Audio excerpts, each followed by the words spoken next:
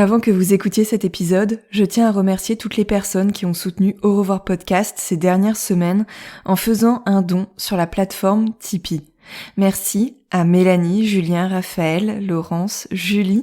Merci à Héloïse, Sophie, Stéphanie, Fanny et Julien. Si vous souhaitez soutenir Au revoir podcast, dont tous les épisodes sont gratuits et en libre accès, vous pouvez vous aussi faire un don libre sur la plateforme de financement participatif Tipeee. Rendez-vous sur Tipeee, tipeee.com/au revoir podcast pour en savoir plus. Je vous mets le lien dans la description de l'épisode. Pour donner plus de visibilité à Au revoir podcast, vous pouvez également partager les épisodes autour de vous et mettre des étoiles et des commentaires sur Apple Podcast et Spotify. Plus de visibilité pour Au revoir podcast, c'est aussi plus de visibilité pour le deuil périnatal. Merci énormément pour votre soutien. Et maintenant, place à l'épisode. Au revoir est un podcast consacré au deuil périnatal. Le deuil périnatal, c'est le fait de perdre son bébé durant la grossesse, au moment de l'accouchement ou quelque temps après sa naissance. Par conséquent, les épisodes de ce podcast abordent des questions sensibles et douloureuses. Avec mes invités, nous parlerons notamment d'arrêt naturel de grossesse, d'interruption médicale de grossesse, de mort in utero ou de décès d'un enfant, quelques minutes, heures, jours ou semaines après sa naissance. Assurez-vous de pouvoir écouter les épisodes dans de bonnes conditions. Et surtout, n'oubliez pas, dans le mot deuil, il y a certes le D de décès, mais il y a aussi le E d'espoir ou le I qu'on retrouve dans le mot vie. Je vous souhaite une belle écoute.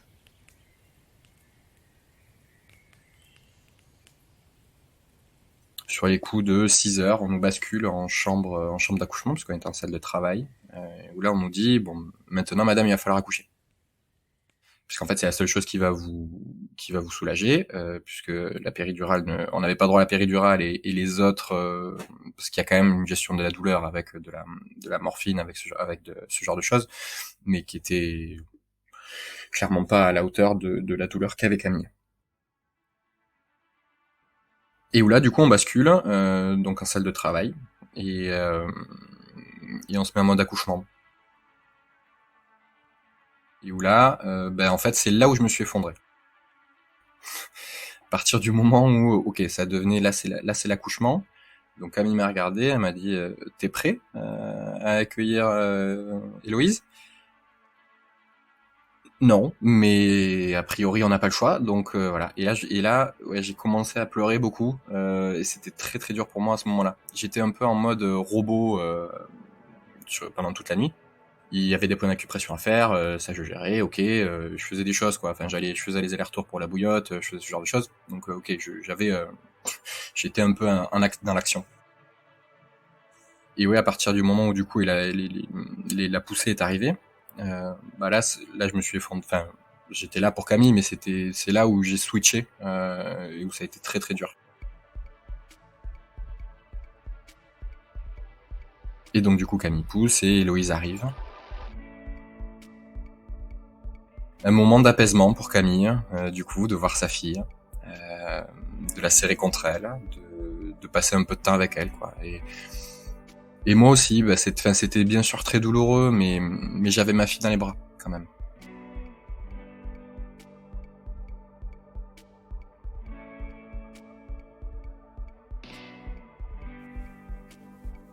Quand on est un couple et qu'on attend un enfant, cet enfant, on l'attend à deux. Alors certes, il y a la personne qui porte le bébé, la personne dont le corps tout entier vit au rythme de cette grossesse, et puis il y a celle qui l'attend, cet enfant, qui d'une certaine manière attend, littéralement. Quand on ne porte pas le bébé, on l'attend, mais on ne fait pas que l'attendre. On apprend à devenir son parent, son papa, dans le cas de Gauthier que vous venez d'entendre. On trouve petit à petit ses marques, on esquisse les contours de ce nouveau rôle, on apprend des gestes qui permettent déjà d'entrer en contact, on touche du doigt ce que c'est, la parentalité. Il y a la personne qui ressent tout depuis l'intérieur de son corps, et puis il y a celle qui fait l'expérience de la grossesse avec le toucher, depuis la paume de ses mains, le bout de ses doigts, déposés à la surface du ventre. Il y a les mouvements ressentis de l'intérieur et ceux ressentis depuis l'extérieur, de part et d'autre, de la peau maternelle. Les petits coups de pied et les vagues lorsque les doigts parcourent le ventre. Ce petit corps qui vient se lever tout contre les mains lorsqu'elles se déposent, comme si elles appelaient le bébé. On fait connaissance sans même se voir. L'affection se transmet à travers des gestes, des caresses, la vibration de la voix. Et quand c'est la déflagration, que tout s'arrête, qu'on doit encaisser un diagnostic et faire des au revoir, c'est bien souvent à deux qu'on les fait. Et encore une fois, il y a la personne qui porte le bébé, qui vit le drame au plus profond d'elle-même. Et il y a cette seconde personne qui est à côté, qui est là. Mais on n'est pas seulement spectateur en fait, on peut être aussi acteur de ce moment pour lequel on n'a pas de repère. C'est en fait le saut dans l'inconnu pour deux personnes qui ne pourront jamais vivre les choses de manière identique. Pendant la grossesse, on se construit peu à peu en tant que parent, et quand le pire est arrivé et qu'il y a tout à reconstruire, il faut aussi se reconstruire. Alors, on touche du doigt une autre parentalité, une autre paternité, dans le cas de Gauthier.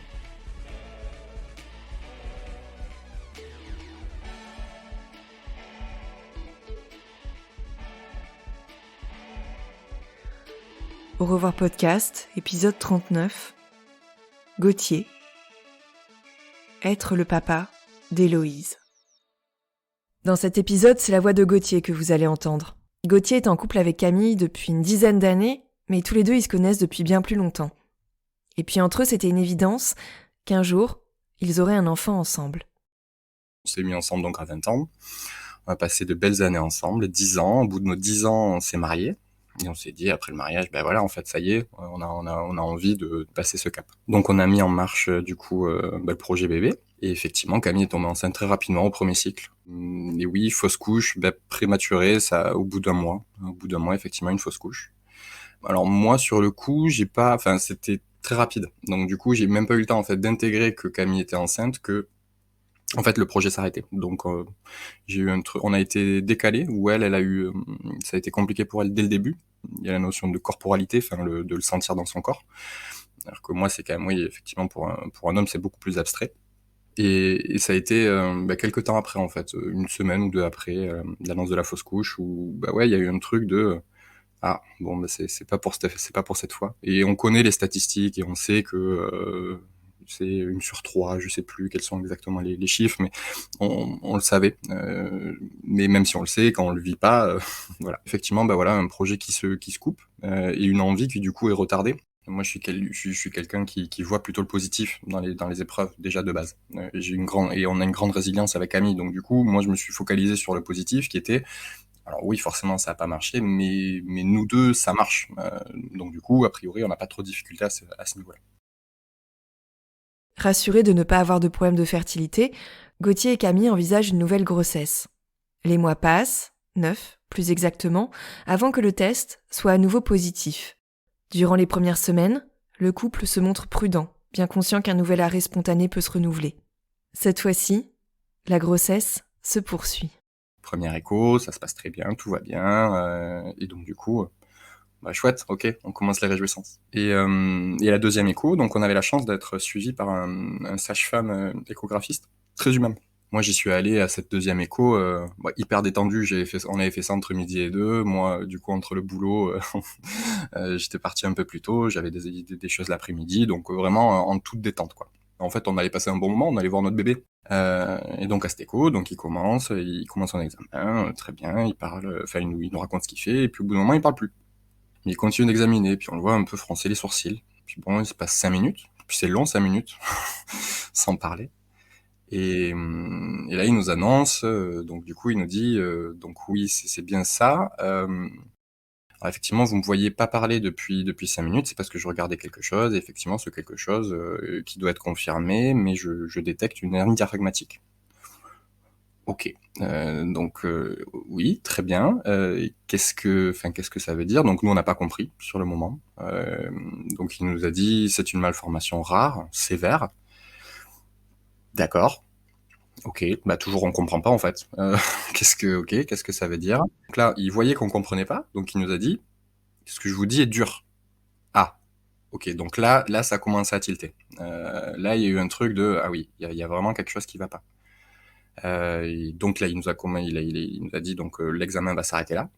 Euh, et il va falloir que vous soyez suivi par une référente au CHU, parce que moi ça s'arrête là, enfin moi mes examens s'arrêtent là. Euh, Ce que je vous dis, c'est dur effectivement, et donc nous on commençait à poser des questions, mais en même temps pas trop, parce qu'on comprenait vraiment, on comprenait pas quoi. On a dit mais ok, mais qu'est-ce que ça veut dire pour la grossesse? Est-ce que ça continue pas? Et là il commence à me dire, ben ça va dépendre. Oui, ça peut être effectivement un arrêt de grossesse, comme ça peut ne pas l'être, mais moi, mon expertise s'arrête là. Et vous allez être suivi du coup ailleurs. C'est quand même important d'être entouré de professionnels de santé qui sont un peu humains, parce qu'on a eu la chance d'être hyper bien encadré rapidement. Donc du coup, lui avait fait les démarches auprès du CHU pour qu'on soit vu en urgence. Le lendemain, on avait le rendez-vous, donc on n'est pas resté dans un flou très longtemps. Avant de poursuivre, je vais vous expliquer ce qu'est l'hernie diaphragmatique en reprenant les mots de l'APEDIA, l'association pour encourager la recherche sur l'hernie diaphragmatique. Il faut savoir que c'est d'abord une maladie rare. Elle touche 1 à 5 naissances sur 10 000. L'hernie diaphragmatique est en fait due à une formation incomplète du diaphragme pendant la grossesse. Et le diaphragme, c'est en fait ce muscle situé entre le thorax et l'abdomen. Le principal problème est le suivant. À cause de ce trou dans le diaphragme, et en fonction de sa taille, des organes de l'abdomen peuvent remonter dans le thorax. Le développement des poumons peut donc être compromis. Comme le rappelle l'association, toutes les grossesses sont différentes, et tous les cas d'enfants atteints d'hernie diaphragmatique sont médicalement différents. D'ailleurs, le médecin explique à Gauthier et Camille que certaines hernies, diagnostiquées en fin de grossesse, sont considérées comme légères, tandis que d'autres sont au contraire extrêmement sévères et ne permettent pas au bébé de vivre. Et entre ces deux cas, il y a une zone grise, c'est le flou. L'hernie est considérée comme modérée, c'est ce qu'on constate d'ailleurs sur le bébé de Camille et Gauthier, mais il faut envisager un suivi strict pendant la grossesse et une prise en charge particulière à la naissance de l'enfant, ainsi qu'une opération. Gauthier et Camille doivent encaisser la nouvelle et envisager une vie qui n'était pas celle qu'ils avaient imaginée pour leur bébé et pour leur famille. C'est un train qui nous passe dessus. Parce que donc on commence à poser des questions dans le cadre de cet échange, à comprendre, essayer de comprendre en fait qu'est-ce que ça impliquait. Donc qu'est-ce que ça voulait dire? Ça voulait dire que les premiers temps de vie de cet enfant allaient être très compliqués. Très compliqués. Qu'est-ce que ça veut dire? C'est dans les heures de la naissance, dans les premiers jours, du coup, ce bébé va devoir être opéré.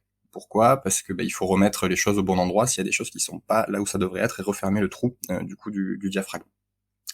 Donc du coup voilà, on commence à intégrer un peu ça. Ok, qu'est-ce que ça veut dire? Ça veut dire ok, donc parcours de vie compliqué, mais il y a une lumière au bout du tunnel. Enfin oui, ça va être chaud, ça va être forcément très compliqué, mais il y a une lumière. Ok, on commence un peu à comprendre. Mais oui, on a pris ça comme un énorme train qui nous est passé dessus.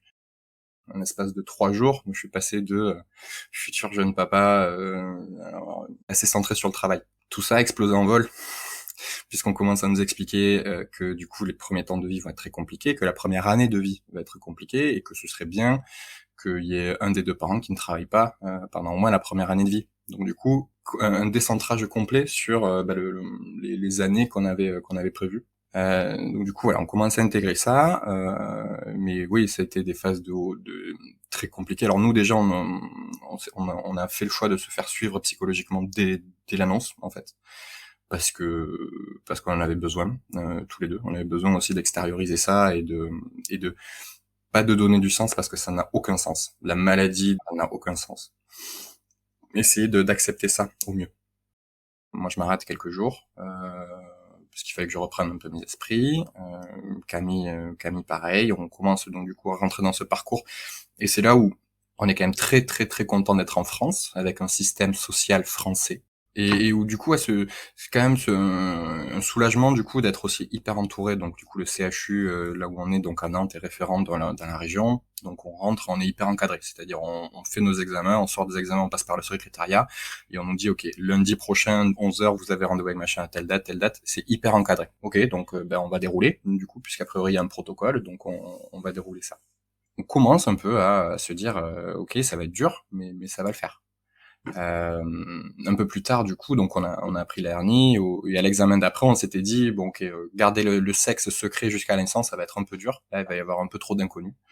Donc, on va peut-être se dire, ok, quel est le sexe, parce qu'on a besoin aussi pour l'encourager, de commencer à identifier un peu cet enfant. J'ai un souvenir hyper vif d'être avec c'était une sage-femme, du coup, et on lui demande du coup quel est le sexe, et on se tient la main avec Camille, et il me dit c'est un fœtus féminin. Et alors là, mais un sourire un bonheur infini qui est venu en moi, un sourire béat que j'ai gardé pendant 48 heures, à me dire ouais, je suis papa d'une petite fille, c'est ouf. Et donc du coup voilà, on continue les examens, on rentre dans un parcours voilà où toutes les semaines on y était et on passe les étapes.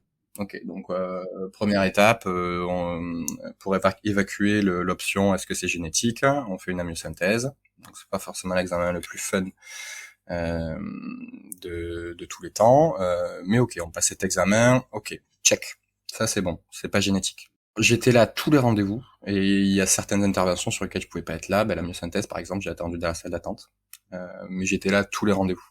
C'était hyper important pour moi et puis en fait c'était même pas un sujet, c'était comme ça quoi. Et oui, c'était en plein Covid du coup qu'on a appris ça. Donc ouais, c'était 2021, janvier 2021. Donc c'était encore les phases où pour être deux dans un examen médical, c'était à l'autre bout de la pièce. Enfin voilà, on avait aussi l'experte du sujet hernie diaphragmatique et pas quelqu'un de très chaleureux. Mais c'est une experte hyper pointue. Donc les examens étaient compliqués avec elle. Donc c'était pas déjà il y avait la nouvelle du coup qui était compliquée à intégrer et ce diagnostic qui a été hyper dur à encaisser. Mais en plus il y avait ce manque de chaleur humaine un peu et je me rappelle très bien du premier examen du coup qui veut pour confirmer le diagnostic où déjà on est arrivé dans la pièce, elle nous a dit alors monsieur vous allez vous mettre sur la chaise dans le coin là-bas, madame vous allez vous allonger et je me rappelle de Camille du coup qui me regardait avec son masque, bien sûr on avait tous les masques à l'époque, en train de pleurer parce que je pouvais pas être là et lui tenir la main et c'était voilà c'est des choses qui sont assez dures. Puis de manière générale, enfin même dans la grossesse en général, le papa est quand même un peu plante verte dans tout ça. On parle assez peu au père. Alors après je peux l'entendre, mais du coup oui je suis le second rôle, mais vraiment plante verte quoi, figurant. Mais c'est pas grave, je suis là quand même, je suis là pour Camille et c'est le plus important. Après l'annonce du diagnostic, les examens se succèdent. En février et mars 2021, Gauthier et Camille voient leur semaine rythmée par les rendez-vous. Des échographies sont réalisées régulièrement, confirmant le fait que l'hernie sera bien opérable et reste modérée. Ils rencontrent le chirurgien qui opérera leur fille, qu'ils ont décidé de prénommer Héloïse. Ils visitent aussi le service de réanimation néonatale. En fait, ils prennent leur marque, se préparent à devenir les parents de cet enfant qu'il faudra accompagner autrement à la naissance. Car pour le moment, tout va bien. In utero, Héloïse se développe à son rythme. Et Gauthier est impatient de créer des liens avec elle. Il s'investit pleinement d'ailleurs dans des séances d'aptonomie. L'aptonomie permet, à travers notamment des gestes au niveau du ventre de la mère, d'entrer en contact avec le bébé. Donc l'aptonomie, la science du toucher affectif, c'était hyper important pour nous, voilà, dans ce parcours et encore plus. En fait, on avait des amis qui l'avaient fait et moi je me disais bah ouais ça peut être chouette de en tant que papa à un moment donné essayer de connecter à cet enfant, essayer de faire un lien avec cet enfant même pendant la grossesse. Donc du coup dès le début en fait on avait fait de l'aptonomie. C'était lui envoyer le maximum d'ondes pour lui dire mais ouais on est là et ça va aller et ça va le faire. Très souvent le soir c'était séance d'aptonomie puis coach quoi, ouais ça va le faire. Voilà, on commence vraiment à se mettre, ok, en mode bataille, quoi. Ça va être dur, mais ça va le faire. Et il faut qu'on se prépare au mieux pour ça. Et on était aussi hyper entourés, on avait prévenu nos familles, bien sûr, de la situation. Et on recevait plein de trucs hyper mignons. Ma sœur, notamment, on avait expliqué à ma sœur que quand on reboucherait le trou de l'hernie diaphragmatique, le tissu, en fait, qui serait utilisé pour reboucher le trou, c'est le même tissu qui est envoyé dans l'espace, qui fait les combinaisons des cosmonautes. Enfin, bref. Et ma sœur qui est très branchée astronomie, tout ça, nous avait du coup fait un dessin avec un petit cosmonaute. Elle nous avait fait un petit truc comme ça, une carte, en disant bah oui en fait comme elle va avoir un truc de la NASA pour boucher son trou, bah moi je la vois comme une cosmonaute. Et donc du coup voilà, on a été aussi hyper entourés. Tous les jours, je pensais à elle et j'essayais de lui donner le maximum d'amour. Et et aussi, on avait beaucoup de rendez-vous médicaux, donc bah, toutes les semaines, quasiment, ouais, toutes les semaines, on avait un rendez-vous pour elle, donc ce qui rythmait vachement nos journées et nos vies. Donc le lien se faisait aussi là. Nous, systématiquement, avant les examens, on lui passait des petits messages. Je faisais de l'autonomie pour lui dire, allez, ça va aller, ça va le faire. C'est un peu comme ça que j'ai essayé de créer du lien, du coup, avec cet enfant. Et puis on était une famille et ça allait le faire en fait. On allait être là l'un pour l'autre et on va tout faire pour que ça aille. Euh, donc du coup, ouais, mode bataille quoi, déterminé comme ouais. J'ai jamais été déterminé comme ça. Ok, c'est dur et ça va être sport, mais ça va le faire. Et on s'était donné les moyens pour que ça le fasse. Après le choc de l'annonce, les semaines qui s'égrènent permettent de retrouver de l'espoir. C'est ainsi que Gauthier et Camille vivent les premiers mois de l'année 2021. Mais le 19 avril, cependant, tout s'écroule une seconde fois. Camille ne sent plus le bébé, la petite Héloïse, bouger. Aux urgences de la maternité, le couple est pris en charge par une interne. Il n'y a plus d'activité cardiaque. Le cœur d'Héloïse s'est arrêté. Ça s'anticipe jamais, mais encore plus dans notre situation, on s'était jamais dit que ça pouvait être un sujet. Et du coup, on dit ok, donc qu'est-ce que ça veut dire là qu'est-ce qui se passe donc c'était l'interne, donc elle dit il faut que quelqu'un vienne pour confirmer ce que j'ai vu. Et donc nous on attendait du coup, ok, bah, et moi j'étais encore dans l'espoir de non mais ok, c'est l'interne, il y a quelqu'un d'autre qui va nous dire que ça va en fait. Bon là et donc on attend 3 minutes, 5 minutes, c'est quand même un peu long. Et donc la docteure arrive, et là elle nous annonce, donc elle fait l'échographie, elle me dit, et donc elle confirme, non, il n'y a pas d'activité cardiaque chez votre bébé, il n'y a plus d'activité cardiaque. Et là, bah, forcément le monde s'effondre, parce que c'était tellement pas dans notre réalité. Enfin, on s'était tellement préparé à ce que ce soit dur à la naissance, et pas pendant la grossesse, que c'était, ouais, on s'est, ouais, le monde qui s'écroule sous nos pieds, quoi. C'est un peu ça, toujours. Et j'ai cette sensation de tomber, voilà, de vide infini, quoi. Et donc là, je me tourne bien sûr, vers Camille, et on pleure tous les deux. Et là, en fait, elle a même pas attendu qu'on digère la nouvelle, la doc. Elle a commencé à nous expliquer du coup c'est quoi le protocole. Donc vous allez prendre des médicaments, vous allez prendre des pilules. Direct, on a fait hop hop hop, attendez, on peut avoir 2 minutes là, parce que c'est quand même compliqué ce que vous venez de nous dire. Donc elle nous a laissé, on s'est serré dans les bras très fort, et après la doc est revenue et où là du coup on nous a expliqué le protocole. Donc on a dit bon ben voilà, c'est vous allez prendre du coup des pilules puisqu'il faut que vous accouchiez. Donc ces médicaments vont arrêter une certaine hormone qui va permettre de pouvoir accoucher. Ah oui, alors attendez, donc là ça veut dire qu'il faut qu'on accouche. Il faut qu'on accouche. Car même si c'est effectivement Camille qui va vivre cet accouchement dans son corps, Gauthier est investi à 1000%. Pour les coparents, l'accouchement, encore plus lorsque le bébé est décédé, donne une impression d'impuissance. On fait ce qu'on peut, on accompagne comme on peut, mais on reste un peu sur le carreau, comparé à la mère qui est bien plus exposée physiquement. Gauthier et Camille vont affronter cette prochaine étape à 2. Ils vont s'y préparer à 2. Avant d'accoucher, Camille préfère rentrer à la maison. Il téléphone alors à une sage-femme qui les suivait pendant la grossesse et elle les fait venir pour un rendez-vous en urgence le lendemain pour proposer notamment à Camille une séance d'acupuncture. On a une sage-femme qui nous préparait à l'accouchement, génialissime. Et donc du coup, elle s'adresse vraiment à nous deux. La manière dont on préparait du coup cet accouchement et même comment on a vécu cette grossesse, c'est on est une équipe quoi. Et l'autonomie par exemple, bah du coup, et on était déjà dans ce mode-là. Du coup, l'autonomie, Camille elle peut en faire, mais c'est quand même mieux avec moi en fait. Et donc l'accouchement c'est pareil, elle peut le faire toute seule, mais c'est quand même mieux avec moi. Et je suis un partenaire du coup dans ça. Alors bien sûr, c'est pas moi qui accouche, mais on est deux. Enfin moi en tout cas, je suis là pour l'aider au mieux. Donc du coup, je suis un peu dans cette posture de, il faut que j'aide Camille en fait. Et moi, ma douleur, on verra un peu plus tard. Aussi parce qu'il y a l'injonction sociétale, quoi. C'est l'homme, il faut qu'il assure. Et donc du coup, il y a ça aussi. Euh, donc du coup, la sage-femme s'adresse à nous deux, du coup pour la préparation, et elle m'explique tous les points d'acupression, les exercices sur le souffle, méthode Bonaparte, enfin voilà tout ça.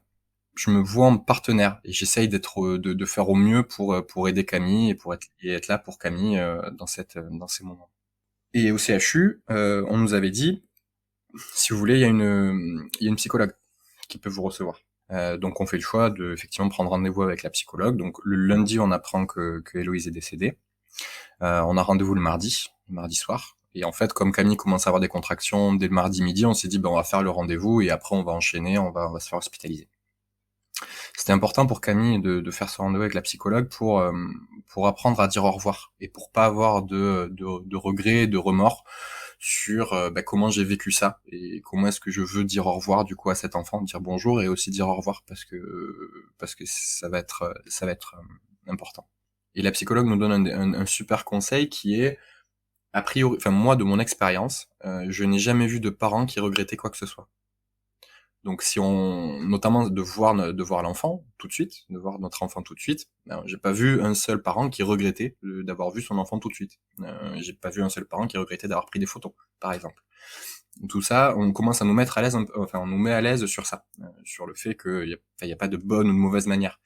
Tout ce que vous ferez, du moment que vous le ressentez comme ça, ce sera ok. Après ce rendez-vous, l'accouchement se profile. Camille devait accoucher dans une salle, à l'écart. Mais parce que le travail est plus rapide que prévu, cette salle n'est pas disponible et elle devra mettre au monde Héloïse dans une chambre moins préservée, depuis laquelle on entend les bébés des autres. Et puis il y a un problème au moment d'envisager la péridurale. Après quelques examens complémentaires, l'anesthésiste annonce que ce ne sera pas possible de la faire. Alors forcément, le rôle de Gauthier va être encore plus essentiel pour aider Camille à gérer cette douleur physique qui n'aurait jamais dû être aussi intense. C'était très dur de voir Camille souffrir pour rien. Enfin, c'est horrible de dire ça, mais pour rien, quoi. D'être dans la souffrance, moi je faisais de mon mieux pour l'accompagner pendant les contractions, avec les exercices sur le souffle, avec les points d'acupression, tout ça, mais c'était très douloureux pour moi de la voir et de pas savoir quoi faire pour elle. Un sentiment d'impuissance et que de souffrance, quoi. C'était vraiment que de la souffrance. Et donc on passe la nuit comme ça, donc avec avec des contractions qui se rapprochaient, et sur les coups de 6 heures, on nous bascule en chambre d'accouchement, puisqu'on est en salle de travail, où là on nous dit, bon, maintenant madame, il va falloir accoucher. Puisqu'en fait, c'est la seule chose qui va vous soulager, puisque la péridurale, on n'avait pas droit à la péridurale et les autres, parce qu'il y a quand même une gestion de la douleur avec de la morphine, avec ce genre de choses, mais qui était clairement pas à la hauteur de la douleur qu'avait Camille. Et où là, du coup, on bascule, donc en salle de travail, et on se met en mode accouchement. Et où là, en fait, c'est là où je me suis effondré. À partir du moment où, ok, ça devenait, là c'est l'accouchement. Donc Camille m'a regardé, elle m'a dit, t'es prêt à accueillir Héloïse? Non, mais a priori on n'a pas le choix, donc voilà. Et là, ouais, j'ai commencé à pleurer beaucoup, et c'était très très dur pour moi à ce moment-là. J'étais un peu en mode robot pendant toute la nuit. Il y avait des points d'acupression à faire, ça je gérais, ok, je faisais des choses quoi. Enfin, je faisais les allers-retours pour la bouillotte, je faisais ce genre de choses. Donc ok, j'étais un peu dans l'action. Et ouais, à partir du moment où du coup la poussée est arrivée, là je me suis effondré. Enfin, j'étais là pour Camille, mais c'est là où j'ai switché et où ça a été très très dur. Euh, et donc du coup Camille pousse et Héloïse arrive.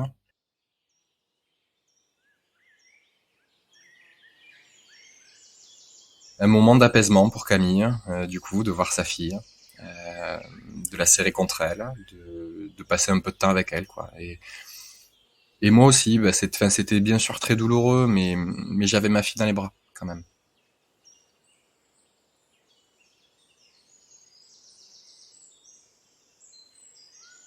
protocole classique, on s'occupe de Camille. Donc moi j'ai Héloïse dans les bras. On me dit est-ce que je voulais la préparer?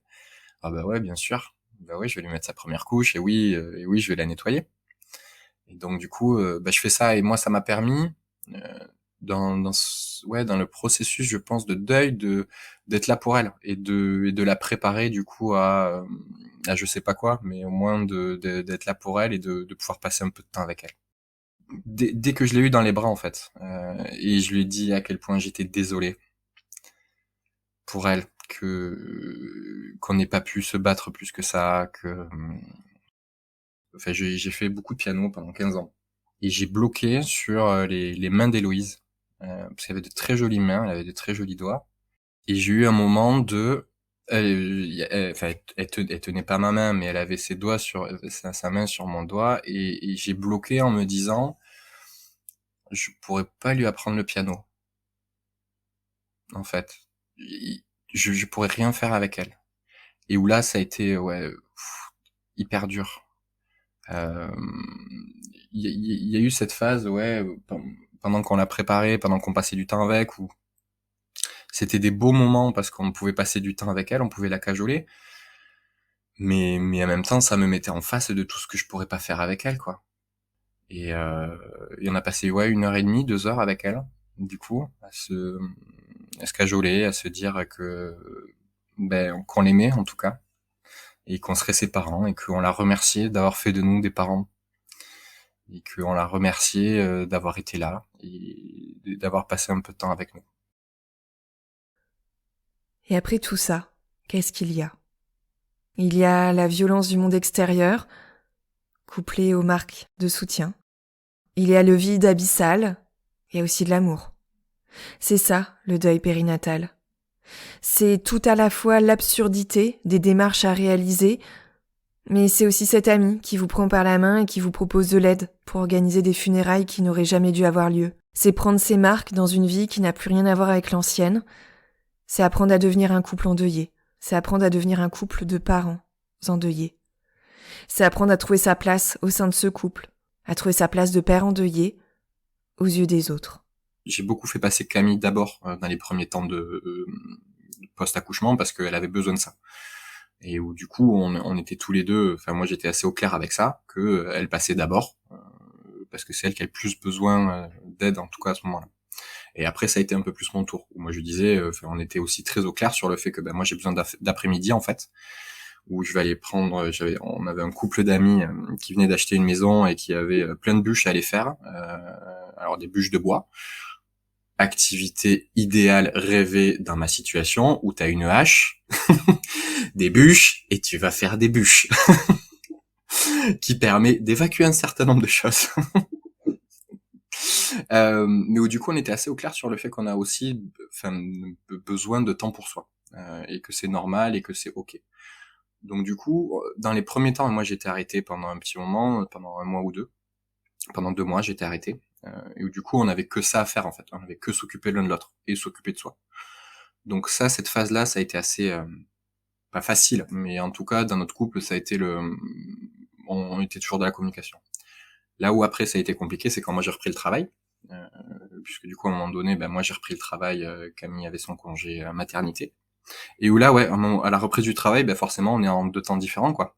Il y en a un qui va bosser et l'autre qui est à la maison, donc du coup forcément 2 temps qui sont différents, mais où quand je continue à être à temps partiel, donc du coup ça s'est quand même plutôt bien passé. On n'a pas eu de tension particulière et on a eu la chance de beaucoup, enfin pas la chance parce que ça se travaille, hein. On était tous les deux aussi suivis psychologiquement, donc du coup je pense que ça aide aussi à gérer tout ça. On n'était pas tout seul quoi. On savait que la communication était clé et du coup on communiquait énormément. Et on était aussi ok avec le fait que Camille avait ses besoins et j'avais mes besoins et que c'est pas grave en fait. Nos familles habitent dans le sud de la France, donc on est descendu à un moment donné voir nos familles.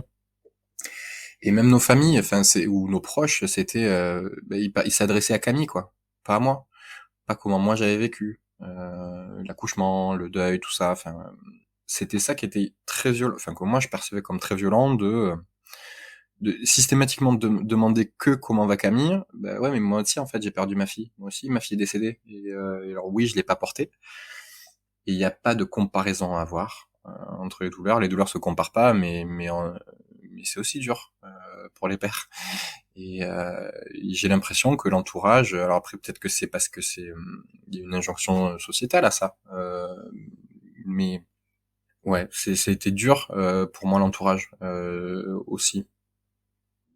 Et j'étais pas dans la pédagogie, non. J'étais là, j'étais hyper content quand ça arrivait, quand il y avait des gens qui me posaient la question, j'étais hyper heureux de partager et de dire comment moi je ressentais. J'étais frustré quand c'était pas le cas et blessé quand c'était pas le cas, mais j'ai pas d'énergie en fait à expliquer pourquoi ça me fait chier qu'on me pose pas la question. Donc du coup non, je l'ai pas fait. J'ai juste été frustré et blessé. Mais après par contre, ce qu'on a fait, c'est qu'il était hyper, c'est Camille encore une fois. Qu'est-ce qu'elle est bien ma femme. Euh, qui a envoyé un truc aux proches. Je sais plus comment ça s'appelle, mais c'est comment accompagner. Enfin, il y a un livret de 10 trucs, comment accompagner, comment être un accompagnant quand on a des gens qui ont fait un deuil, qui ont perdu un enfant. Il y a 10 astuces. Enfin bref. Euh, je me rappelle plus exactement ce que c'est. Enfin bref, c'est en gros une checklist de choses que les gens peuvent faire pour aider, notamment envoyer de la bouffe, parce que ça c'est un truc hyper pratico-pratique. Et donc du coup, ma sœur, on n'était pas hyper proches avec ma sœur, mais ça nous a énormément rapprochés. Toutes les semaines, j'avais mon colis de charcuterie, ou de bière, ou de trucs. Enfin, et il y a eu beaucoup d'attention comme ça. Donc il y a eu des choses pas chouettes, il y a eu d'autres choses hyper chouettes, en tout cas. Quand on a vécu une telle déflagration, il faut parvenir petit à petit à se reconstruire. C'est une page blanche sur laquelle il faut non pas réécrire l'histoire, mais écrire la suite.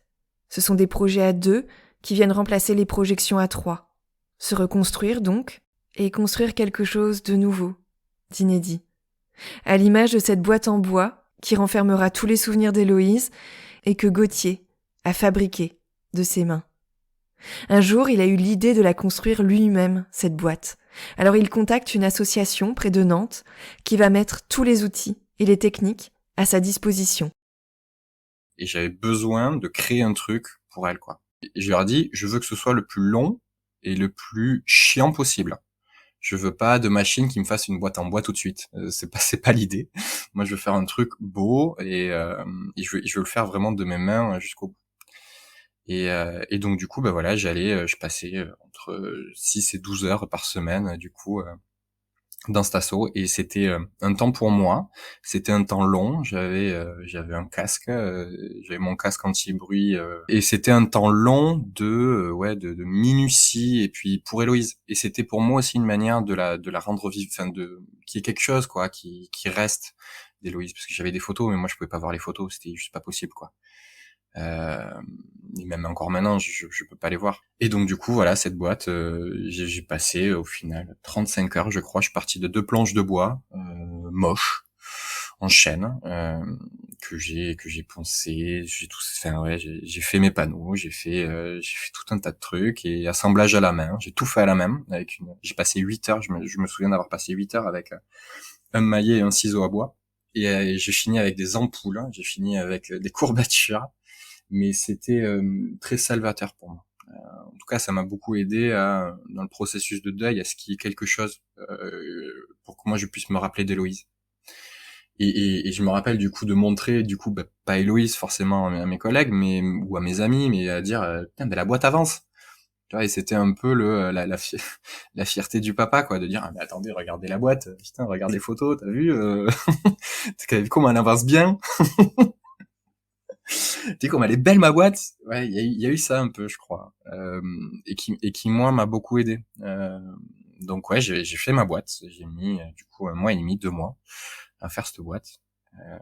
Et elle est encore là, et c'est et ouais, ça nous permet aussi de pouvoir se recueillir. Enfin, tu vois, c'est un truc où on a tous les souvenirs du coup d'Héloïse. On a ses doudous, on a des photos, on a différents trucs qui nous rappellent.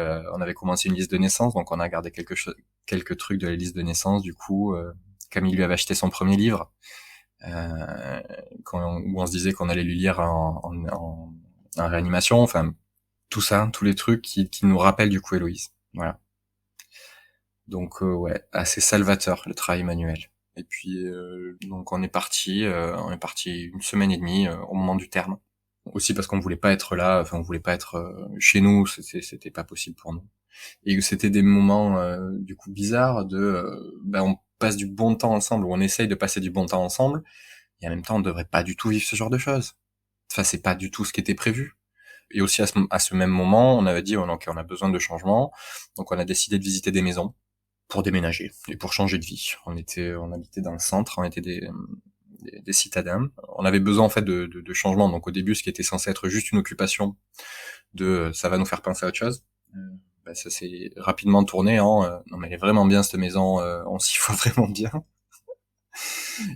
Et oui, il y a eu ces moments de mais c'est on est content enfin il y a une certaine joie, enfin c'est pas de la joie mais un contentement ou des choses qui sont sympas, des projets en fait, se projeter sur autre chose, notamment avec une maison, des moments où ah bah ouais c'est cool de vivre ça, et en même temps mais en fait on ne devrait pas du tout vivre ça. Donc ouais, des oscillations en fait entre ah c'est chouette ça, et en fait dans la seconde d'après, ce truc de mais c'est pas ce qu'on devrait faire. Enfin, on devrait pas en être là. Et on a eu tout l'été ça où se dire ah bah oui ok là on est en terrasse, on boit des coups, et en même temps on devrait être en réanimation en fait. À ce moment-là précis, et Louise devrait être en réanimation et on devrait être avec elle. Et ça nous a pas quitté pendant un petit moment, ouais.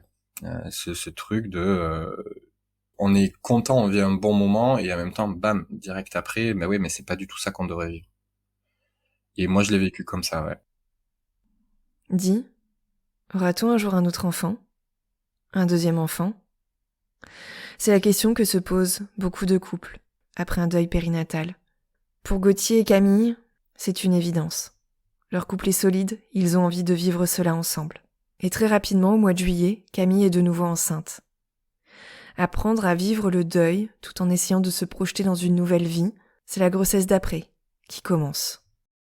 J'avais pas du tout réalisé qu'est-ce que ça voulait dire gérer, vivre une autre grossesse. C'était très compliqué pour moi de me mettre dans le match de cette grossesse, et je pouvais pas être présent. Là, on a vécu des choses très différentes. Parce que Camille, elle pouvait pas, enfin, c'était dans son corps, donc moi, c'est facile de pas toucher un ventre. Elle, c'est plus difficile de de faire abstraction du fait qu'elle soit enceinte. Et ça s'est télescopé aussi avec le compte rendu de l'autopsie d'Héloïse, qui moi était très très dur. Et dans les temps après, j'ai eu l'impression de faire un deuxième deuil, de perdre une deuxième fois ma fille, parce que c'était le dernier jalon en fait qui la concernait. C'était la dernière fois qu'on allait parler d'elle, ou en tout cas, enfin qu'il y avait quelque chose qui me raccrochait à elle. Camille, elle s'y est mis beaucoup plus rapidement que moi dans cette grossesse. Moi, ça a été beaucoup plus tard. Ça a été ouais en décembre-janvier quoi, où je me suis un peu plus mis. J'ai éprouvé un peu plus de joie à l'idée d'accueillir cet enfant, parce que j'étais aussi je me disais que cet enfant il méritait le meilleur, et que il méritait la meilleure version de moi, et c'était pas le cas en ce moment. J'étais encore suivi, mais aussi j'étais bienveillant avec moi, dans le sens où en fait j'étais encore debout, j'étais pas au fond de mon lit toute la journée, et en fait déjà rien que ça c'était cool. Il y a des papas qui mettent 9 mois, même sans vivre ce que j'ai vécu, à se mettre dans le match de la naissance, et c'est au moment où on leur met le bébé dans les bras que ça devient un peu réel. Euh, du coup, en fait, ouais, essayer d'être un peu bienveillant et être aussi lucide avec le fait que j'avais besoin de ce temps pour moi, parce que sinon, je pourrais pas être là pour elle et pour cet enfant. Cette différence de tempo, il y avait des moments où c'était facile, il y avait des moments où un peu moins, parce que forcément elle voulait que je sois content et que je sois dans le ouais dans le game de cette grossesse quoi. Donc il y avait des fois c'était facile, il y avait d'autres fois c'était un peu moins facile, mais globalement on était toujours dans beaucoup de communication.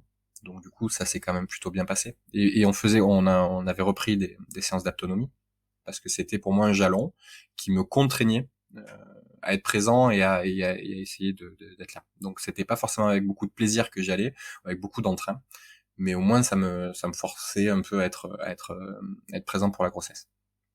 Et en fait, apprendre que ça a été un garçon, ça a été dur pour moi, parce que moi je voulais toujours une fille. J'ai toujours envie d'avoir une fille, mais en fait assez salvateur, parce que du coup j'ai dû me décentrer et c'est notre sage-femme la sage-femme qui nous avait préparé à l'accouchement et qui nous repréparait du coup pour ce deuxième accouchement, et qui nous a dit, qui nous a dit un truc qu'on nous avait jamais dit, mais qui était, c'est peut-être mieux pour lui. On nous avait dit, c'est peut-être mieux pour vous, que ce soit un garçon et pas une fille, comme ça, nanana. Oui, mais nous, en fait, on s'en fout. Enfin, moi, je veux une fille, et j'ai une fille, mais elle est décédée, donc voilà. Et en fait, le fait qu'elle nous dise, mais c'est peut-être mieux pour lui, pour cet enfant, parce que lui, du coup, c'est un garçon, donc il se posera peut-être moins de questions. Comment il se positionne par rapport à Héloïse. En fait, ça m'a aidé à vachement mieux vivre, du coup, la grossesse et la fin de grossesse. Et au mois de mars 2022, Gauthier, le papa d'Héloïse, devient le papa de Félix. Le papa d'Héloïse et de Félix. J'ai pris du temps pour l'accueillir. J'ai pris 2 mois et demi de congé pour bien l'accueillir et pour passer du temps avec lui et créer un lien. Et c'est que du kiff. Bah ouais, un bonheur infini, quoi. C'est des moments magiques de me dire, et il est là en fait. Et donc ouais, la rencontre, magique. Ouais, magique. Il a pleuré rapidement, donc il était beau. Il est toujours beau, mais il est vraiment très beau. Très très beau cet enfant. Et il était là, il était en forme, et on l'a gardé en peau à peau avec nous pendant 10 heures. Et c'était un kiff infini. Ouais. Cette rencontre, c'était cool de lui dire, hey, je suis ton père, coucou.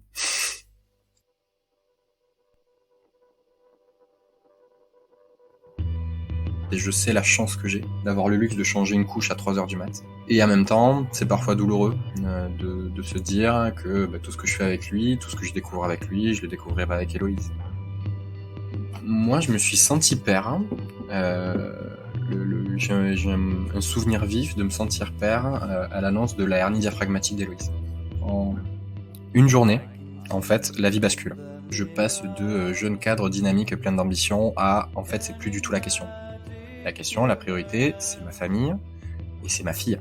Et c'est mon enfant. Et je vais tout faire, en fait, pour cet enfant. Donc j'ai eu un vrai sentiment de je suis père à ce moment-là. Et l'important, c'est les proches, c'est la famille, c'est mon enfant. Et je ferai tout pour cet enfant. J'ai des amis qui sont pères, tout ça, mais je m'étais jamais trop questionné sur quel genre de père je voulais être. Je sais que je voulais être hyper présent, et déjà c'était le cas avec Héloïse. Déjà je m'étais dit je prendrais du temps pour elle. Et du coup après je prendrais encore plus de temps pour elle parce qu'elle va avoir besoin d'encore plus de temps. Et là je m'offre ce luxe avec Félix de prendre du temps pour lui. Je sais la chance que c'est en fait, du coup, de passer du temps avec Félix. Et de faire ce matin 1 heure de gousi-gousi avec lui, de lui montrer tout, de lui parler, de lui chanter Stand By Me en long, en large, en travers. Enfin voilà, je sais le luxe que c'est et la chance que c'est. Et je pense pas que j'aurais eu conscience de ça si j'avais pas traversé ce que j'ai vécu, effectivement. S'il y avait pas eu Héloïse, si effectivement j'avais pas été le papa d'Héloïse, je pense pas que je serais le père que je suis aujourd'hui pour Félix.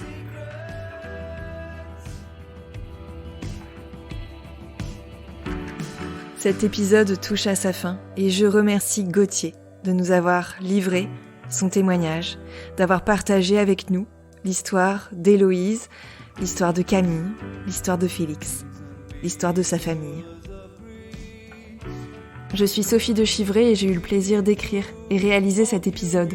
Alors si vous voulez offrir à ce travail plus de visibilité, n'hésitez pas à mettre des étoiles et un petit commentaire sur Apple Podcast et Spotify.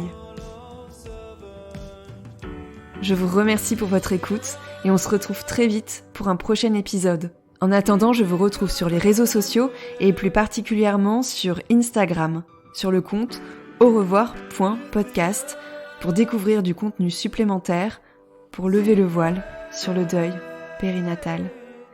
Je vous dis à très bientôt.